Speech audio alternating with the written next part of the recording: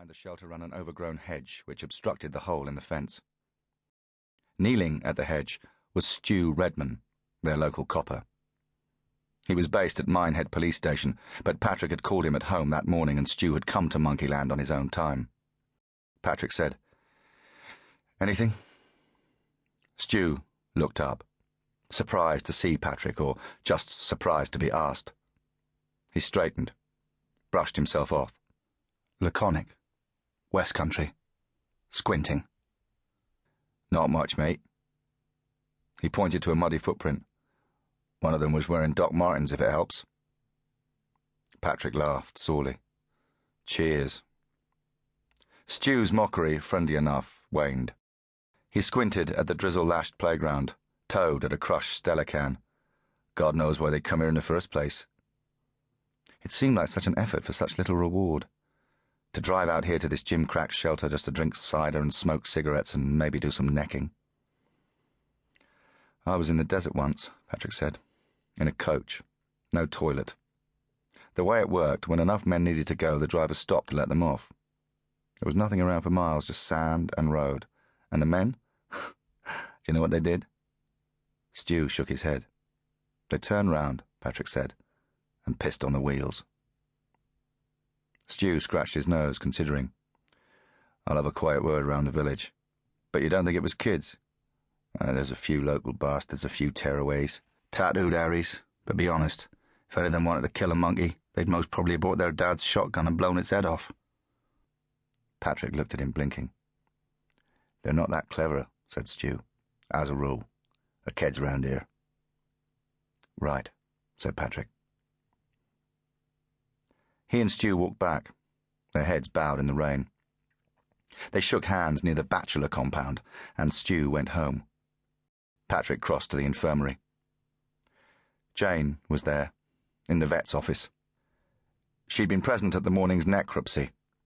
She wore faded jeans and shirt, old walking boots. Her hair was in a casual ponytail. She looked dressed for Africa. She always looked dressed for Africa, even in North Devon in February. She was slender, tall, suntanned. Years of squinting in the sunlight had left its mark at the corner of her eyes. Her hands were long and calloused with hard work. Jane could tie knots like a sailor. Patrick said, "So?" She lifted her cup of tea and sipped.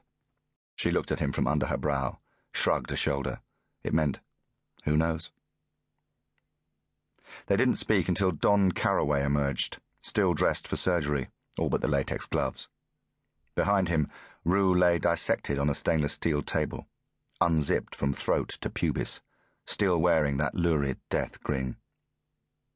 Patrick said it again. "So?" Carraway was tall, hunched, sandy hair combed over a freckled scalp. Years before, if Patrick had been told the truth, he'd spent his spare time and all his money hunting the Loch Ness Monster. But there was nothing in Loch Ness except perhaps some unusually large eels. Carraway said, "I'm thinking some kind of rat poison. Warfarin, chlorofascinone, difascinone." Jane said, "We treat for rats every day." "Absolutely, we use warfarin. And rats, I expect you know this, they leak urine, dribble it wherever they go, scent trails and what have you. So I'm thinking perhaps rat urine is contaminating the food supply.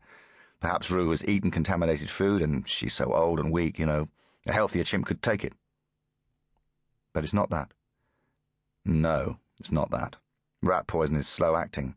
She'd have shown symptoms, blood in the urine, nosebleeds, bleeding gums, but she was asymptomatic." "So, what was it?"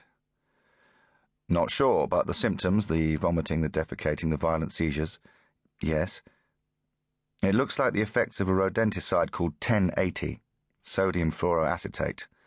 They use it in New Zealand to control possums. It's got no odour, no taste, and it's phenomenally potent in small doses.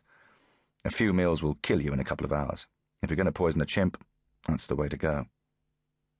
"So, where does a kid get this stuff?" "I don't know if a kid does." Patrick scratched his hairline, irritated. Jane patted his shoulder, nodded for Carraway to continue. 1080's a restricted substance, so first he's got to get hold of it. Then he's got to survive handling it, and it's dangerous.